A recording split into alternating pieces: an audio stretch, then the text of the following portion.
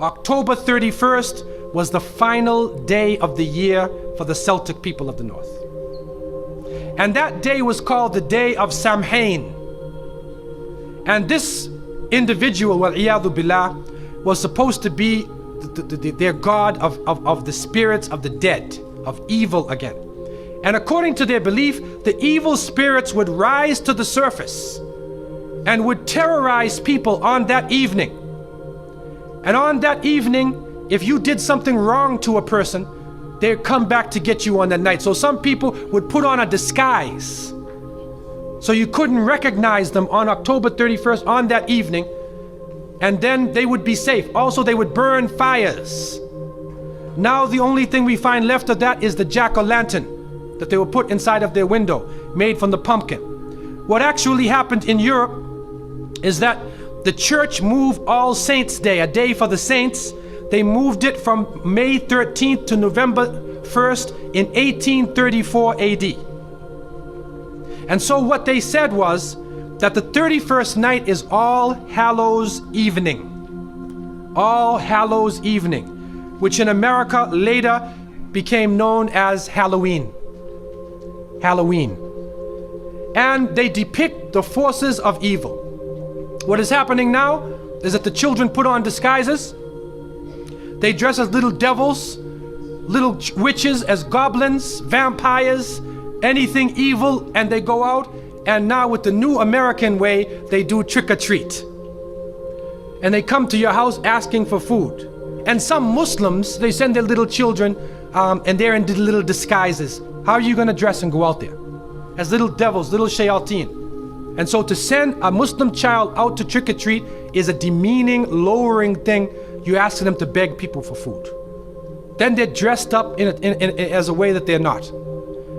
Then when the candies and things come in the bag, how do you know what it is they actually gave you? Is it halal? Most of the candies today are made with gelatin, with glycerin. They're made with pork products. And what is also happening is that there are some evil, wicked-minded people who are attacking children on that night. And there are literally groups of Satanists who are capturing children, sacrificing the child on that evening of Samhain, supposedly to get more spiritual power. It's happening right now.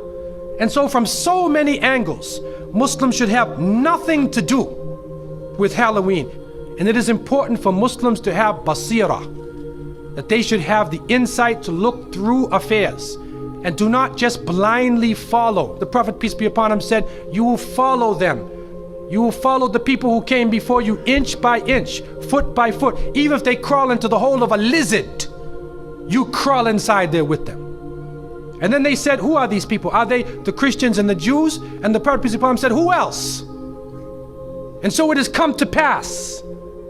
And you can't Islamicize these occasions. You can't use Arabic names and Islamic symbols to make it halal. And secondly, it is important for Muslims to cherish their own holidays. When the Eid al-Fitr comes, take the day off. There are some Muslims who go to work on Eid. They go to Eid prayer and they go to work. So what happens to your children? They don't have a chance to relax and enjoy themselves. Organize an activity. Bring their families together. Eat together. Do things together. Remember Allah subhanahu wa ta'ala together. Make it a happy occasion for them. They will remember their Eids. Eid al-Fitr, Eid al-Adha.